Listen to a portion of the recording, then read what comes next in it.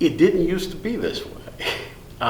Once upon a time, I guess 70, 80 years ago, if you were in Columbus and you wanted to get from one place to another, you had a robust rail system to get you there. There were streetcars that served transportation within the city, and then there was a robust system of interurbans.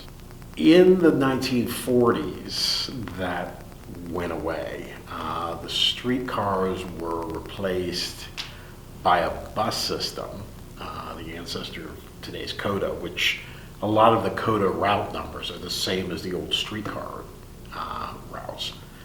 But really what they were replaced by was personal automobiles.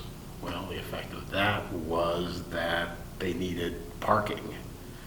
And the unfortunate side effect of that was that so many buildings downtown just don't exist anymore. They were knocked over and replaced with parking lots.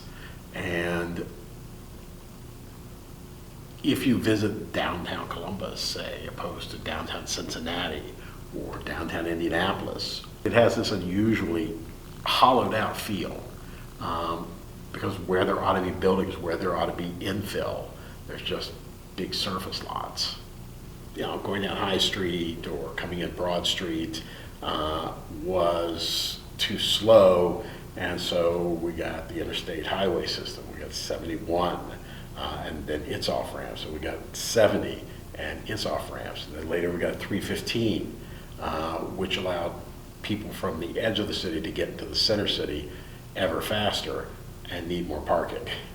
CODA has, provided a valuable service for a long time, but it's never really enjoyed the same ridership that, say, something like a Bay Area Rapid Transit or the Chicago system or the DC Metro enjoyed, because it's buses, and buses sit in traffic and they're slow.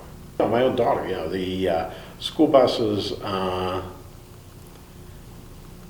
were just arduous, even compared to the CODA bus system, that you had to get up before the sun was up and be out there at the stop and wait for the bus, and it had a route and it had all kinds of stops, and by the time you got to school you'd already put in a full day.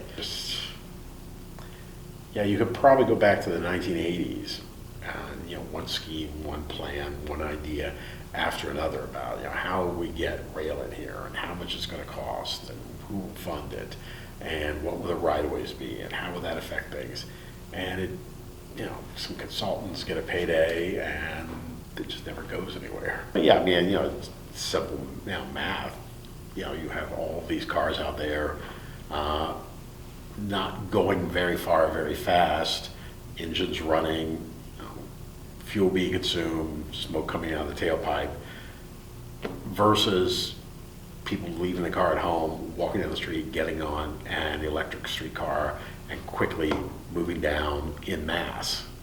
I think Columbus in particular is a problem just because it's grown up so rapidly. I mean, you could sustain this kind of car culture for a long time because Columbus didn't really become a big city until relatively recent times compared to those cities. But now we're getting to the place where that's not really working for everybody.